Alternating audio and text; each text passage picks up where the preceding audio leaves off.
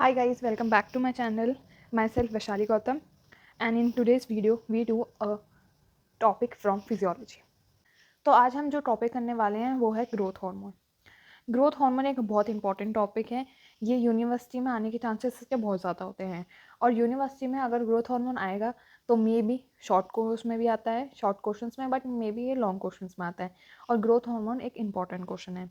तो इस वीडियो में मैं आपको ग्रोथ हार्मोन अच्छी तरह से समझा दूंगी, और मैं आपको इस फॉर्मेट में समझाऊंगी जिससे आप इसको आराम से यूनिवर्सिटी में लिख सकते हैं और आपको अच्छे मार्क्स मिलेंगे। मैंने ये बहुत सारी बुक्स को रेफ़र करके नोट्स बनाए हैं, तो मैं इस वीडियोस में आपको नोट्स भी प्रोवाइड करूँगी, और लास्ट में, वीडियो के लास्ट में, मैं ग्रोथ हार्मोन की रिलेटेड क्लिनिकल्स भी बताऊँगी, जिससे आपका ग्रोथ हार्मोन पूरा कंप्लीट हो जाएगा। और उसके बाद मैं इसको पढ़ाऊँगी आपको नोट्स के फॉर्म में, जिसकी वजह से आप ढंग से यूनिवर्सिटी में लिख सकते हैं। तो चलिए स्टार्ट करते हैं growth hormone. So growth hormone is also known as somatotrophic hormone और सोमैटोट्रॉफिन हार्मोन। ग्रोथ हार्मोन का स्ट्रक्चर क्या होता है? सबसे पहले हम स्ट्रक्चर पढ़ते हैं ग्रोथ हार्मोन का। ग्रोथ हार्मोन का स्ट्रक्चर है single chain of 191 amino acid. हमारा ग्रोथ हार्मोन किससे बनता है? हमारा एक single chain of 191 amino acid से बनता है। उसके बाद हम इसके पढ़ते हैं फंक्शंस, और हम इसको एक्शंस भी कह सकते हैं। फंक्शंस ऑफ ग्रोथ हार्मोन क्या होता है? सबसे पहले नाम से ही पता चल रहा है ग्रोथ हार्मोन, तो मतलब ये हमारी ग्रोथ में मदद करेगा। तो फर्स्ट फंक्शन है stimulates body growth. Second function है स्टिमुलेट्स लाइपोलाइसिस। अब लाइपोलाइसिस क्या होता है? हमारे फैट्स को ब्रेक डाउन करना इन फ्री फैटी एसिड। हमारी जैसे for example triglyceride break down in free fatty acid, तो उसका मतलब होता है लाइपोलिसिस। तो फर्स्ट तो हमारा क्या करता है? फर्स्ट हमारा ये स्टिमुलेट्स करता है बॉडी ग्रोथ को, सेकेंड ये हमारा स्टिमुलेट लाइपोलाइसिस को, एंड थर्ड ये क्या करता है? Inhibits the action of insulin on carbohydrates and lipid metabolism. और थर्ड क्या करता है? ये हमारा इनहिबिट कर देता है एक्शंस, मतलब इंसुलिन के एक्शंस को इनहिबिट कर देता है हमारे कौन से किसके मेटाबॉलिज्म्स में? कार्बोहाइड्रेट और लिपिड के मेटाबॉलिज्म से। तो इससे हमें ये पता चलता है अगर हमारा ग्रोथ हार्मोन का लेवल बढ़ेगा तो हमारा इंसुलिन का लेवल कम होगा बॉडी में, बिकॉज ग्रोथ हार्मोन हमारा क्या करता है? इनहिबिट्स कर देता है the action of insulin. Insulin के एक्शंस को इनहिबिट करेगा, तो इंसुलिन हमारा वर्क नहीं कर पाएगा, तो ऑब्वियसली इंसुलिन कम होगा एंड ग्रोथ हार्मोन ज़्यादा होगा। तो growth hormone inhibits the insulin. तो हमने 3 फंक्शन पढ़ लिए हैं, तो इसके स्ट्रक्चर और फंक्शन ऑफ ग्रोथ हार्मोन हमारे क्लियर हो गया। नाउ हमारे ग्रोथ हार्मोन 2 टाइप के होते हैं। एक हमारा ग्रोथ हार्मोन रिलीजिंग हार्मोन होता है, और एक ग्रोथ हार्मोन इनहिबिटरी हार्मोन होता है। और ग्रोथ हार्मोन इनहिबिटरी हार्मोन को हम सोमैटोस्टैटिन हार्मोन भी बोलते हैं। तो मेनली अभी हम इसको क्या करेंगे? हम इसमें स्ट्रक्चर्स पढ़ेंगे। तो पहले ग्रोथ हार्मोन रिलीजिंग हार्मोन का स्ट्रक्चर क्या होता है? ये सिंगल चेन ऑफ 44, ये single chain of 44 amino acid से बनता है। और इनहिबिटरी हार्मोन किससे बनता है? It's a form by single chain of 14 amino acid. ये 14 अमीनो एसिड से बनता है, ये 44 अमीनो एसिड से बनता है। और देखो फंक्शन इसका सिंपल ही होगा, इसके नाम से ही हमें क्लियर हो रहा है, ग्रोथ हार्मोन रिलीजिंग हार्मोन। मतलब ये स्टिमुलेट करता है secretion of growth hormones by somatotrophs. तो ये मतलब ये ग्रोथ हार्मोन की सिक्रीशन को स्टिमुलेट करता है। तो ग्रोथ फंक्शन क्या होता है ग्रोथ हार्मोन रिलीजिंग हार्मोन का? Stimulate the secretion of growth hormone. और फिर वो हमारे ग्रोथ हार्मोन इनहिबिटरी हार्मोन का फंक्शन क्या होगा? Inhibits the secretion of growth hormone. तो अब हमने क्या क्या पढ़ लिया? अभी हमने ग्रोथ हार्मोन पढ़ लिया, ग्रोथ हार्मोन का स्ट्रक्चर पढ़ लिया, ग्रोथ हार्मोन के फंक्शंस पढ़ लिए, 2 टाइप के ग्रोथ हार्मोन पढ़ लिए, growth hormone releasing hormone, growth hormone inhibitory hormone. अब हम पढ़ते हैं फंक्शंस ऑफ ग्रोथ हार्मोन, और ये बहुत इंपॉर्टेंट टॉपिक है क्योंकि फंक्शंस हमें जरूर लिखने होते हैं। तो फंक्शन ऑफ ग्रोथ हार्मोन हम 2 पार्ट्स में लिखते हैं। फर्स्ट मेटाबॉलिक फंक्शन होता है, और देखो फर्स्ट हमने क्या पढ़ा था? फर्स्ट हमारा फंक्शंस में आते हैं metabolic function, and second function होता है एक्शन ऑन स्पेसिफिक टिश्यू। तो ग्रोथ हार्मोन के हमारे 2 फंक्शन आते हैं। अब मेटाबॉलिक फंक्शंस हैं, तो मेटाबॉलिक फंक्शन मेनली फंक्शंस होंगे जो मेटाबॉलिज्म्स में, मतलब ग्रोथ हार्मोन के क्या फंक्शन है मेटाबॉलिज्म में। तो सबसे पहले फंक्शंस ऑफ ग्रोथ हार्मोन में हम मेटाबॉलिक फंक्शंस के बारे में पढ़ते हैं। तो सबसे पहले मेटाबॉलिक फंक्शन में हम पढ़ते हैं प्रोटीन मेटाबॉलिज्म। तो मे बी आपको इतना तो पता ही है, जैसे protein is related to amino acid, है ना? तो फर्स्ट सबसे पहले क्या आएगा हमारा प्रोटीन मेटाबॉलिज्म में? Enhancement of amino acid transport through cell membrane. मतलब ग्रोथ हार्मोन हमारा प्रोटीन मेटाबॉलिज्म में क्या करता है? इन्हांसमेंट कर देता है अमीनो एसिड ट्रांसपोर्ट का थ्रू सेल मेम्ब्रेन। मतलब सेल मेम्ब्रेन से ट्रांसपोर्ट बढ़ा देता है अमीनो एसिड का। मतलब इंक्रीज कर क्या कैसे करता है ये ऐसे करता है, पहले क्या करता है? इंक्रीज कर देता है amino acid concentration in cell, जिससे क्या होगा? अमीनो एसिड की कंसंट्रेशन बढ़ेगी तो क्या फॉर्म होगा? प्रोटीन फॉर्म होगा ना, और फिर इंक्रीज प्रोटीन सिंथेसिस। तो इसलिए क्या करता है ये? हमारी enhancement of amino acid transport through cell membrane. Amino acid का ट्रांसपोर्ट बढ़ा देता है सेल मेम्ब्रेन की वजह से, जिसकी वजह से इंक्रीज प्रोटीन सिंथेसिस। और ये कौन कराता है? Growth hormone. तो फर्स्ट आ गया हमारा enhancement of amino acid transport of cell membrane. Second आता है हमारा enhancement of RNA translation to cause protein synthesis by ribosomes. अब हमें पता है फर्स्ट वाले में तो हमने देख लिया ना, अमीनो एसिड्स को, अमीनो एसिड की कंसंट्रेशन बढ़ा दी सेल्स में और उसको ट्रांसपोर्ट करा तो इंक्रीज प्रोटीन सिंथेसिस इंक्रीज हो गया। तो अब यहाँ पे भी हमारे प्रोटीन सिंथेसिस इंक्रीज कैसे होता है? देखो, अगर हमारा अमीनो एसिड कंसंट्रेशन इंक्रीज नहीं हुई सेल में, अगर अमीनो एसिड कंसंट्रेशन हमारी सेल में इंक्रीज नहीं होती, बट ग्रोथ हार्मोन फिर कैसे हम, मतलब फिर हम प्रोटीन सिंथेसिस को कैसे इंक्रीज करेंगे? तो फिर हमारा क्या करता है ग्रोथ हार्मोन? हमारा क्या करता है, वो इंक्रीज करता है आरएनए ट्रांसलेशन, जिससे क्या होता है, causing protein to be synthesize in greater amount. Translation का मतलब क्या होता है? आरएनए टू प्रोटीन ना, हमने हमने वो मॉलिक्यूलर चैप्टर में पढ़ा है that DNA to RNA is transcription and RNA to protein is translation. तो ये क्या करता है, ग्रोथ हार्मोन जब हमारा अमीनो एसिड कंसंट्रेशन इंक्रीज नहीं होता है तो सेकेंड स्टेप क्या करता है, वो इनहेंस कर देता है आरएनए ट्रांसलेशन को। आरएनए ट्रांसलेशन को इनहेंस करेगा, जिससे क्या होगा, हमारा प्रोटीन सिंथेसिस हो जाएगा बाय राइबोसोम। तो क्या करता है, ग्रोथ हार्मोन हमारा इंक्रीज करता है आरएनए ट्रांसलेशन को, जिससे causing protein to be synthesize in greater amount. दो फंक्शन हो गए, एक हमारा अमीनो एसिड कंसंट्रेशन इंक्रीज करता है by transport through the cell membrane, second हमारा आरएनए ट्रांसलेशन इंक्रीज करता है, जिससे प्रोटीन सिंथेसिस भी इंक्रीज हो जाती है। अब थर्ड आता है increase nuclear transcription of DNA to form RNA. अब देखो, हमारा ना तो आरएनए को इंक्रीज कर पा रहा, मतलब अगर ऊपर के दो नहीं हुए तो सबसे मेजर और बेसिक क्या होगा? बेसिक तो यही होगा ना कि सबसे पहले तो ट्रांसक्रिप्शन इंक्रीज कर दो। अगर हमारा ट्रांसक्रिप्शन इंक्रीज हो जाएगा, ट्रांसक्रिप्शन इंक्रीज होगा तो डीएनए से टू आरएनए में फॉर्म ज़्यादा होगा जल्दी। तो जब इंक्रीज ट्रांसक्रिप्शन होगा तो इंक्रीज प्रोटीन सिंथेसिस भी होगा, मतलब डीएनए से आरएनए इंक्रीज हो जाएगा तो ऑब्वियसली आरएनए से जब हम ट्रांसलेशन करेंगे वो भी इंक्रीज होगा। तो ये हमारा मोस्ट इंपॉर्टेंट फंक्शन है ग्रोथ हार्मोन का। क्या करता है, increase nuclear transcription of DNA to form. इसका लास्ट फंक्शन ग्रोथ हार्मोन का इन प्रोटीन मेटाबॉलिज्म में क्या होता है, लास्ट फंक्शन है। देखो, हमने सारे फंक्शंस देख लिए, हमने अमीनो एसिड का ट्रांसपोर्ट बढ़ा दिया, अमीनो एसिड इंक्रीज कर दिया, ट्रांसलेशन इंक्रीज कर दिया, नहीं तो हमने सीधा न्यूक्लियर ट्रांसक्रिप्शन इंक्रीज कर दिया।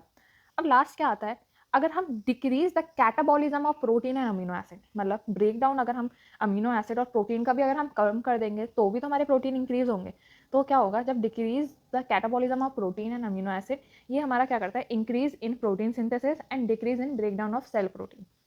ठीक है, तो समरी हमारा क्या होता है कि growth hormone enhance all the facets of amino acid uptakes and protein synthesis by cell while at same time reducing the breakdown of protein। ये स्टेटमेंट आप ये कहती है कि जितने भी हमारे अमीनो एसिड अपटेक और प्रोटीन सिंथेसिस के जितने भी एस्पेक्ट्स हैं जिससे हमारा इंक्रीज हो रहा है ना, वो हमारा ग्रोथ हार्मोन इनको इनहेंस करता है और, उसको इनहेंस करता है और same time break down of protein को रिड्यूस करता है। जो हमारा फोर्थ है ना, जो हमारे फर्स्ट थ्री हैं उनको इनहेंस करता है, और जो हमारा फोर्थ हमने अभी पढ़ा है फोर्थ फंक्शन, उसको मतलब ब्रेक डाउन ऑफ प्रोटीन करता है। मतलब ये हमारी एक प्रोटीन मेटाबॉलिज्म की एंड समरी है, जिससे हमें पता चलता है कि ग्रोथ हार्मोन हमारा प्रोटीन मेटाबॉलिज्म में क्या फंक्शंस होते हैं। तो हमारा प्रोटीन मेटाबॉलिज्म का फंक्शन कंप्लीट। अब हम पढ़ते हैं फैट मेटाबॉलिज्म। फैट मेटाबॉलिज्म क्या होता है? फैट मेटाबॉलिज्म में फर्स्ट फंक्शन आता है growth hormone enhances fat utilisation for energy.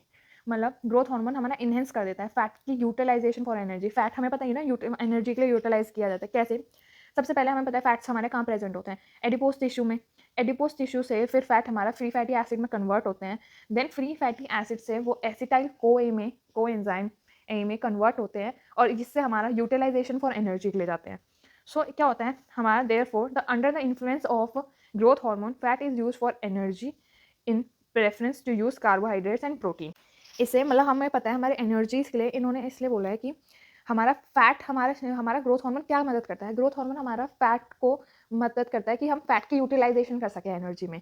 वैसे तो हम कार्बोहाइड्रेट और प्रोटीन को भी यूज़ कर सकते हैं हमारी एनर्जी के लिए, बट हमारा क्या करता है फैट, ग्रोथ हार्मोन हमारा enhance the fat utilisation for energy. तो फर्स्ट तो फैट मेटाबॉलिज्म में first function of growth hormone is enhances fat utilisation for energy. Second आता है हमारा इसमें, अब हमारा इसमें क्या है, ये एक सेकेंड हमारा फैट मेटाबॉलिज्म में ग्रोथ हार्मोन का फंक्शन ये है कि ketogenic effect of excessive growth hormone. जब हमारा ग्रोथ हार्मोन एक्सेसिव इंक्रीज हो जाता है ना, तो ये हमारा कीटोजेनिक इफेक्ट देता है। और ये कीटोजेनिक इफेक्ट इसलिए देता है, क्या करता है, जब हमारा excessive amount of growth hormone हो जाता है तो इन्फ्लुएंस क्या होता है, फैट मोबिलाइजेशन होती है, मतलब फैट मूवमेंट होती है कहाँ से, एडिपोज टिश्यू से, और वो इतनी ज़्यादा मतलब इतना ज़्यादा फैट हमारा आने लग जाता है एडिपोज टिश्यू से जिससे क्या होता है हमारा large quantity of एसिटो acid form हो जाता है, एसिटो एसिटिक एसिड फॉर्म हो जाता है बाय द लिवर। और उसके बाद ये एसिडो एसिडिक एसिड फॉर्म हो जाएगा तो फिर ये कहाँ रिलीज होता है, बॉडी फ्लूइड में, जिससे कीटोसिस हो जाता है। इसलिए ये कीटोजेनिक इफेक्ट देता है जब एक्सेसिव ग्रोथ हार्मोन हो जाता है। तो फैट मेटाबॉलिज्म के दो फंक्शंस हैं, एक growth hormone enhance the fat utilisation for energy, और ketogenic effects of excessive growth hormone. अब हम पढ़ते हैं थर्ड। थर्ड आता है हमारे पास कार्बोहाइड्रेट मेटाबॉलिज्म। अब कार्बोहाइड्रेट मेटाबॉलिज्म में क्या है, सबसे पहले carbohydrate is related to glucose something, हमें पता ही ना कार्बोहाइड्रेट में ग्लूकोज आते हैं। तो क्या होता है, कार्बोहाइड्रेट सबसे पहले क्या करता है, decrease glucose uptake in tissue. ये हमारे क्या, ये ग्रोथ हार्मोन के फंक्शन है। ग्रोथ हार्मोन देखो मेनली हमारा अगर देखा जाए कार्बोहाइड्रेट मेटाबॉलिज्म में ग्रोथ हार्मोन क्या कराता है, growth hormone decrease carbohydrate utilization, मतलब कार्बोहाइड्रेट यूटिलाइजेशन को डिक्रीज करा देता है। तो डिक्रीज कैसे कराएगा, एक तो यही कराएगा ग्लूकोज का अपटेक नहीं लेगा, या तो हमारा increase glucose production bye liver, और थर्ड इंक्रीज इंसुलिन सिक्रीशन। देखा इंसुलिन सिक्रीशन हमने फंक्शन पढ़ा था ना कि ग्रोथ हार्मोन क्या करता है, इनहिबिट्स करता है ना इंसुलिन एक्शन को। तो अगर हमारा growth hormone decreases carbohydrate utilization, इसमें कार्बोहाइड्रेट यूटिलाइजेशन को डिक्रीज करेगा, तो इसमें इंक्रीज इंसुलिन सिक्रीशन कैसे डिक्रीज करेगा, कार्बोहाइड्रेट यूटिलाइजेशन को कैसे डिक्रीज करेगा, इंसुलिन की सिक्रीशन बढ़ा देगा, increase glucose production by the liver, decrease glucose uptake in tissue. ये हमारे तीन फंक्शंस हैं जो हमारे कार्बोहाइड्रेट मेटाबॉलिज्म में ग्रोथ हार्मोन कराता है। सो कार्बोहाइड्रेट मेटाबॉलिज्म से हमें ये पता चलता है, ये इंपॉर्टेंट लाइन है कि there is a necessity of insulin and carbohydrate for the growth hormone to be effective. मतलब ग्रोथ हार्मोन को इफेक्टिव में मदद करने में हमारा इंसुलिन और कार्बोहाइड्रेट हमें चाहिए होता है। अब हम पढ़ते हैं एक्शन ऑन स्पेसिफिक टिश्यू। अभी हमने फर्स्ट फंक्शन क्या पढ़ा था, फर्स्ट हमने मेटाबॉलिक फंक्शंस पढ़े थे, उसमें हमने 3 मेटाबॉलिज्म्स में ग्रोथ हार्मोन के फंक्शन देखे थे। फर्स्ट मेटाबॉलिज्म हमने प्रोटीन मेटाबॉलिज्म में फंक्शन देखे थे, हमने ग्रोथ हार्मोन के फैट मेटाबॉलिज्म में देखे थे, और लास्ट हमने कार्बोहाइड्रेट मेटाबॉलिज्म में देखे थे। अब आ जाता है हमारा एक्शन ऑन स्पेसिफिक टिश्यू। तो स्पेसिफिक टिश्यू में फर्स्ट हमारा बोन एंड कार्टिलेज आता है। बोन एंड कार्टिलेज में क्या होता है, हमारा ग्रोथ हार्मोन क्या करता है, increase deposition of protein by chondrocytic and osteogenic cells that cause bone growth. हमारा क्या करता है, इंक्रीज डिपोजिशन ऑफ प्रोटीन, हमारा प्रोटीन की डिपोजिशंस बढ़ा देता है, हमारा ग्रोथ हार्मोन डिपोजिशंस बढ़ा देता है प्रोटीन की, कौन से, दो सेल्स की मदद से, कॉन्ड्रोसाइटिक और ऑस्टियोजेनिक सेल्स की वजह से प्रोटीन की डिपोजिशन को इंक्रीज करता है, और इससे क्या होता है, बोन ग्रोथ होती है।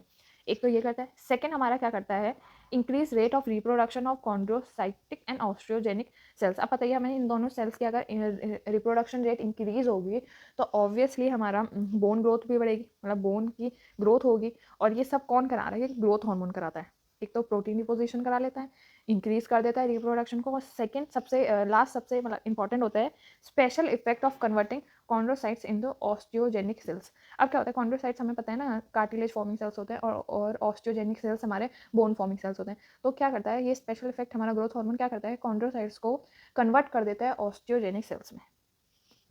तो फर्स्ट हमारे कंप्लीट है बोन एंड कार्टिलेज में जो मतलब ग्रोथ हार्मोन उस पर क्या क्या फंक्शंस डालता है। सेकेंड आ जाता है हमारा muscles, organs and soft tissue. Muscles और ऑर्गन और सॉफ्ट टिश्यू, ग्रोथ हार्मोन क्या करता है, मसल मास बढ़ा देता है, हमारे सॉफ्ट टिश्यू ऑर्गन या मसल्स की जो मसल मास होता है उसको इंक्रीज कर देता है। और फिर और क्या करता है, increase the growth of all internal organs and soft tissues. सबकी ग्रोथ, इंटरनल ऑर्गन्स और सॉफ्ट टिश्यू की ग्रोथ बढ़ा देता है और मसल मास बढ़ा देता है। ठीक है, तो इससे अब हमने कंप्लीट कर लिया हमारे फंक्शंस, हमारे ग्रोथ हार्मोन के फंक्शन। अब हमारा एक कंपैरिजन है, हमारा कंपैरिजन है किस चीज़ का, फैक्टर दैट स्टिमुलेट और इनहिबिट्स द सिक्रीशन। मतलब फैक्टर्स जो हमारा स्टिमुलेट करते हैं, मतलब स्टिमुलेट मतलब हमारा इंक्रीज द ग्रोथ हार्मोन की सिक्रीशन को इंक्रीज करते हैं, और इनहिबिट्स मतलब ग्रोथ हार्मोन की सिक्रीशन को डिक्रीज करते हैं।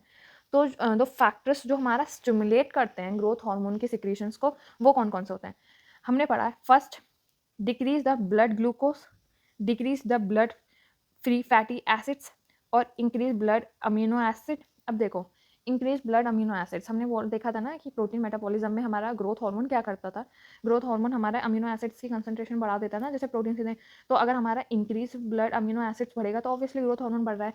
बट यही हमने कार्बोहाइड्रेट्स में ही पढ़ा था ना, कार्बोहाइड्रेट्स में ब्लड ग्लूकोज, हमारा ब्लड ग्लूकोज का अपटेक कम कराता है, डिक्रीज ग्लूकोज अपटेक इन टिश्यूज, तो क्या होता है, जब हमारा ग्रोथ हार्मोन को मतलब अगर हमारी ब्लड ग्लूकोज कम होगी तो ये ग्रोथ हार्मोन को स्टिमुलेट कर देगा, मतलब इससे हमारा सिक्रीशन और ग्रोथ हार्मोन बढ़ जाएगा, और एक तो इंक्रीज ब्लड अमीनो एसिड से बढ़ जाएगा। और जब हमारा decrease blood free fatty acid, देखो अभी हमने पढ़ा, यहाँ पे नहीं पढ़ा था, यहाँ पे पढ़ा था ना, फ्री फैटी एसिड्स हमारा क्या करता है, growth hormone fat utilization increase कर देता है। तो जब फैट यूटिलाइजेशन हमारा इंक्रीज इन्हेंस कर देता है, तो इसलिए हमारा अगर जब हमारा ब्लड में फ्री फैटी एसिड्स कम होंगे, तो जब कम होते हैं तो ये हमारा स्टिमुलेट करता है। तो पहले देखो क्या होता है, डिक्रीज द ब्लड ग्लूकोज, फिर decrease the blood free fatty acid, increase blood amino acid, ये सब क्या करते हैं, स्टिमुलेट ग्रोथ हार्मोन। ये फैक्टर्स हैं जो स्टिमुलेट करते हैं ग्रोथ हार्मोन को। फोर्थ हमारा देखो starvation, fasting and protein deficiency. हम बताएंगे ना, स्टारवेशन से हमारा कीटोजेनेसिस होता है, और कीटोजेनेसिस हमने देखा था। तो जब कीटोजेनेसिस होगा तो इससे ये भी क्या करता है, ये भी हमारा कीटोजेनिक इफेक्ट देखा था ना ग्रोथ हार्मोन के से हमने, ये देखो हमने देखा था ना यहाँ, ketogenic effect of excessive growth hormone. तो जब हमारा स्टारवेशन और फास्टिंग ये सब होगा तो कीटोजेनेसिस होगा, जिसकी वजह से हमारा ग्रोथ हार्मोन स्टिमुलेट होगा। हमारा एक्सरसाइज में ग्रोथ हार्मोन स्टिमुलेट होता है, हमारा ट्रॉमा स्ट्रेस में होता है। टेस्ट्रोन और एस्ट्रोजन हमारे हार्मोन्स भी स्टिमुलेट करते हैं ग्रोथ हार्मोन को, अगर डीप स्लीप में हो तो भी स्टिमुलेट करता है। और हमारा ग्रोथ हार्मोन रिलीजिंग हार्मोन भी हमारा स्टिमुलेट करता है। ऑब्वियसली ये तो हमने पढ़ा ही था, नाम से ही पता चल रहा है ये तो। देन हमारा inhibits the growth hormone secretion. अब फैक्टर्स जो इनिबिट करते हैं ग्रोथ हार्मोन सिक्रीशंस को, इधर हमारा डिक्रीज ब्लड ग्लूकोज था, तो इधर आ जाएगा इंक्रीज द ब्लड ग्लूकोज। जब ब्लड ग्लूकोज लेवल इंक्रीज होगा तो हमारे हार्मोन कम हो जाएंगे। और decrease blood free fatty acid, अगर increase blood free fatty acid होगा तो inhibits the growth hormone secretion. उसके बाद ये और ध्यान देना, फिर एक तो एजिंग, हम हमारे एज के साथ हमारी ग्रोथ कम हो जाती है ना, तो वो सिक्रीशन क्या होता है, वो हमारा ये फैक्टर है जिससे इनिबिशन हो जाता है ग्रोथ हार्मोन सिक्रीशन की, ओबिसिटी और ग्रोथ हार्मोन इनिबिटरी हार्मोन। तो ये फैक्टर्स हैं जो हमारा स्टिमुलेट और इनिबिट कराता है ग्रोथ हार्मोन सिक्रीशन को। तो हमने अब यहाँ ग्रोथ हार्मोन कंप्लीट कर दिया है। तो बस अब हमारा क्लिनिकल्स बचे हैं ग्रोथ हार्मोन के, जिसमें हम एक दो डिसीज़ पढ़ेंगे ग्रोथ हार्मोन के रिलेटेड। तो वो मैं नेक्स्ट वीडियो में कहूँगी, क्योंकि नेक्स्ट वीडियो में बताऊँगी, क्योंकि इस वीडियो की लेंथ फिर बहुत ज़्यादा हो जाएगी, और फिर एक वीडियो इतनी ज़्यादा बड़ी आप देखने का मन नहीं करता है। इसलिए क्लिनिकल्स मैं नेक्स्ट वीडियो में बताऊँगी, और आई होप सो कि आपको ये समझ में आया होगा। मैं वीडियो के लास्ट में नोट्स की फ़ोटोज़ दे दूँगी, आप उससे स्क्रीनशॉट ले सकते हैं। और अगर आपको कोई भी फीडबैक देना हो कि आप क्या मैं इम्प्रूव कर सकती हूँ, और क्या आपको अगला कोई कौन सा नया टॉपिक पढ़ना है, तो आप मुझे कमेंट सेक्शन में बता सकते हैं। And thank you for watching my video, and please do subscribe, share and like my videos, and thank you.